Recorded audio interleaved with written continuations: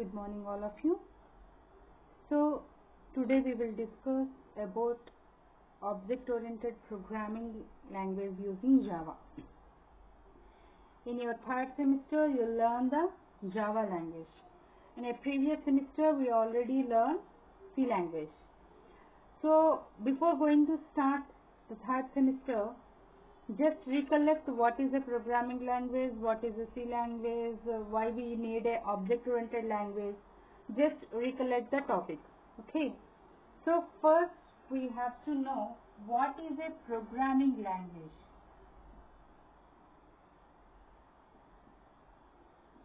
Why we need a programming language? To develop. So programming language allows the developer. So it is allows the developer for develop a software. Okay, a programming language allows the developer to develop a software. So mainly the programming language is three parts, three major programming languages. So what are those? We already know. Machine language. Okay, next assembly language. Last one, high level language. So these concepts we already discussed in generations of computers and generations of programming language also. Okay, just recollect the basic definition. What is a machine language? Okay, machine language can understand only the CPU processor. Okay, it can be understand only the machine language. So why it is only understand the machine language? Why? Because the system cannot understand the human language. Everything will be converted into zeros and ones. Whatever we write in English language, it will be converted into zeros and ones. It is the earlier language. Okay. The next one is assembly language followed with the machine language. So it accepts instructions like add, sub and mul. So these are the instructions can be accepted. This is the extension of the machine language. So the last one is high level language. So it is a just type of a English language. Why it is called a type of English language? Here the syntax of the program. Here the syntax is just like our English language. Okay. Whatever is written in a C language or everything will be in a English language. So we already know, for example, print is the English language. A, B, float, whatever you write the letters, everything in a English language. So it's just type of a English language. So in a high level language, there are two type of languages are available. So what are those? Let us discuss.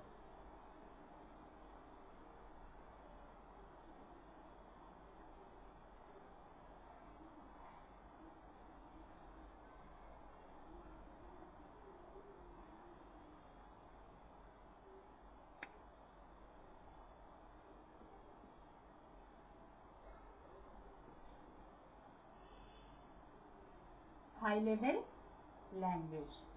High level language is a typically called two types. It is procedural oriented language and object oriented language. We already learned procedural oriented language. Now we learn object oriented language. So what is a procedural oriented language? In earlier, C is called a procedural oriented language. COBOL is a procedural oriented language, and Fortran is also a procedural oriented language. Okay. Here everything will be divided into, the program is divided into some functions. That's why it is also called function-oriented language. So, how it will be divided into functions? Let us discuss with a small C programming example. Okay, here I write C programming by using 50 lines of code. Okay, here my programming can contain 50 lines of code. Now I want to execute only middle of 10 lines. I don't want to execute above the 10 lines and after the 10 lines. I want to execute only middle of the 10 lines. Is it possible? No. Why? Because the first line will be executed. If there is no errors, then second line will be executed. If there is no errors, third line will be executed until 29 lines will be executed. After that only you come to 30th line, if in case. Okay. So it is not possible. Now here what we'll do, what it can be, if there is any impossible thing is not there. So if it will be divided into, so the 50 lines of code is now divided into some partition. 10, 10, 10, 10 and 10. Now the 50 lines of code is divided into 5 partitions. Okay. Each small program is called a function. So here is a function 1 and function 2, function 3, function 4 and function 5. So what is meant by function? The small program is nothing but a function to do a particular task. If you want to add some elements by using a function, it is an add function. So what the add function will be do? Only adding process. If we write this function for subtraction, it can do only subtraction process. So now it is possible. I want to execute only 10 lines. Yes, it is possible. If there is any error will be occurred in a particular add function, that function only will be responsible. The remaining functions are executed as usual. So in an entire C program is a collection of functions. That's why it is called procedural oriented language. Then why we want to learn object oriented language? It is very easy now. We already have some partitions like functions. So large program is divided into functions. It is very easy to execute. But here the data is declared. Here int data is some variable and the functions are declared. But these two have a different memory allocation. That means here data and functions have a different memory allocation. Okay. Let us discuss another example. We already learned storage classes. Okay. So local variable, global variable. Now I want to write some function like main function. Okay. Here I want to add some variables, multiplication of some variables and division function. So I can declare here 3 functions: add function, multiplication function and division function. So for that main is allocating space for add and mul and division. Okay, if I declare any variable here, what is the lifetime of these 2 variables? Only opening and closing braces of these main function only. That means it cannot be accepted in these 3 functions. If I declared here, it will be accepted only in this add function. It cannot be accessed in multiplication function and division function. It cannot be accepted. So here when we use several variables and when we create several variables, several functions, it is very difficult to access which variable belongs to which function. So here we can declare number of functions and number of variables. It is difficult to identify which variable is belongs to which function and which function you can use which variable. So the variables here we cannot protect that. We cannot protect those data and functions. So we want to protect. If there is any problem, then what we'll do? We have some remedy. That means we want to protect those variables and functions. So now we want to recollect that. What is it? We can store data and functions into a single unit. Okay. So how it is possible? Here it is possible by using object-oriented programming concept. So let us discuss with some more examples. Okay. Here data and function is binding into a single unit, that is called object. The data and function is binding into a single unit is called object. In early days, everyone prefer object-oriented language. Before, in early days, we are using only procedural-oriented language.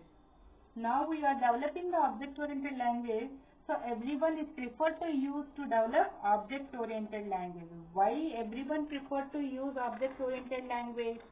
It is a modeling of data. That means it is mainly used for modeling of data. It is an approach to develop a software programming languages. So what are the available object-oriented programming languages? C++, Java and .NET are some are there. So here we are using the object-oriented language. In your third semester, we will learn Java is a pure object-oriented programming language. So why it is called object-oriented programming language? So it is trying to simulate real-life things into your programming. So here programmers are divided into objects. So programs are divided into objects. So the drawbacks of POP, that means procedural-oriented programming language, are overcome in a object-oriented programming language. So let us discuss this topic with another example. So now I want to write a student detail.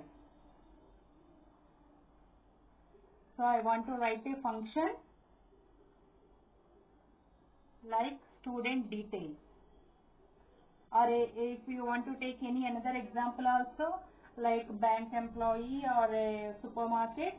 So it is easy to understand the student example to everyone. So I want to write a student information. So what is the main data about the student? Student name, okay, student ID, student fee and course. So this is the information of a student. So every student have the same information, okay, but every data is same to every student? No. Why? Because for example, some Sai student is there. Here he have the student ID like this. Yes, he had to pay the fee like 7,000. He joined in some BSc computer course. I want to store another student detail. That means from Shravani. She doesn't have a different course and she is not paid the fee. She is stored in she is joined in a BCom courses. So the data is same, but the information of that data is different. For that, we want to store the data and info into a single unit. That is called object. So here the function, entire function. So in this function, I can declare 4 variables. So the 4 variables is common to all the functions, all the students. but the data of the particular variable C is different. So now I want to create the object. So what is the role of the object here? Here the data, okay, the data and functions, that means variable and functions are together into a single unit. Here variable and function are together into a single unit is called object. So everything will be dependent on the object. Whatever you write in Java, C++ or .NET, everything will be dependent on objects only. That's why it is called object-oriented programming language. So in your third semester, the paper title is we already discussed object-oriented programming using Java. So what it is, I just write one. Object-oriented programming. So everyone just remember what is the title of the program. It is very important. Object-oriented programming using Java. Okay. Here as usual we have only 5 units. Unit 1, fundamentals.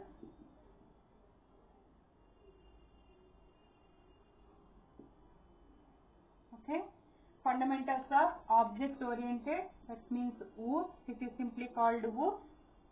Okay. In a second unit, control statements. We already learned in a C language. The concept is same.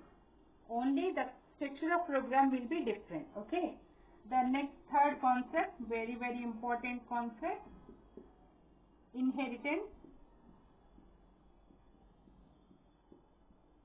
Okay. So we already know arrays, strings, and vectors. Okay. In unit 4,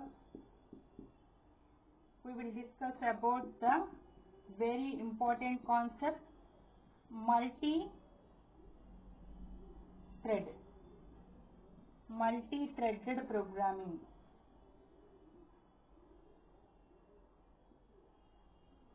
Okay.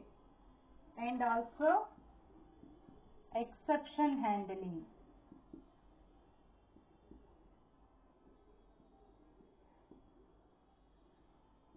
Last unit, unit 5, here we will learn applet programming.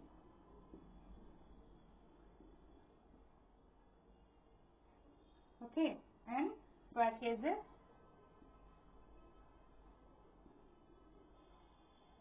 and IO function. So this is the syllabus of your third semester. In unit 1 we discussed the functions of OOPS.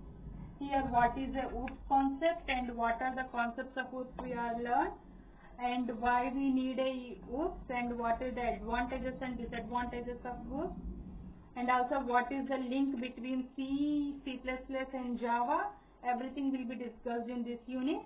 In a control statements, we already know branching, looping, and branching statements and looping statements we already discussed.